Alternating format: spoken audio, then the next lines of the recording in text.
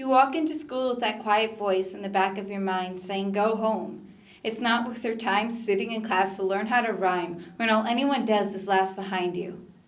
You wonder what you ever did, why after that very first tease you ran and hid yourself in your own locker out of fear and uncertainty.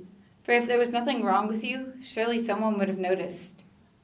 Over time, the original wounds remain, and no, they don't heal, they grow and they grow until one day there's too much blood in the drain. And you know what I don't understand? Why anyone should deserve hate or reprimand when all they wanted was to be themselves, not some clown that gets left on a shelf and only comes down to be laughed at.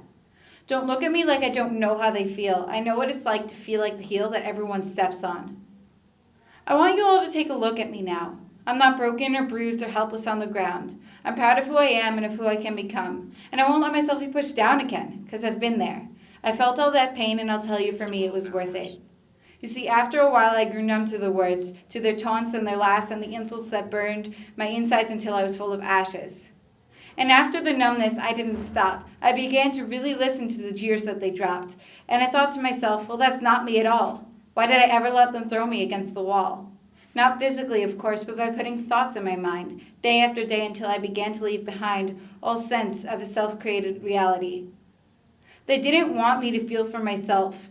But I laugh back at them now, saying, look at my wealth. And I'm not talking money, I'm not talking fame. Their bullying eventually caused my name to be something I'm proud to believe in.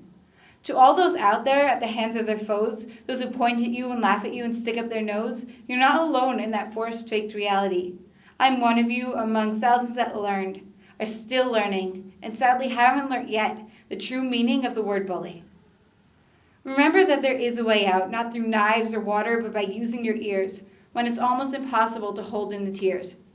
And right at that point where you walk a line between giving up completely and wait a minute, stop, I've heard this too many times, scribbled notes full of raindrops from those who've chosen suicide. So words like suicide shouldn't even exist, or concepts that make people slit their own wrists. I want you to tell me, how long will it be before those people called children will wipe all the disgusting words from their chins and realize the impact that they have on others? I wonder how many feel regret when they find that their actions cause pain or make people blind to their own inner beauty.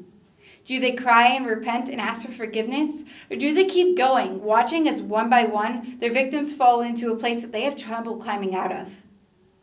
And even if some of them learn from their ways, there's still more victims of bottomless hate.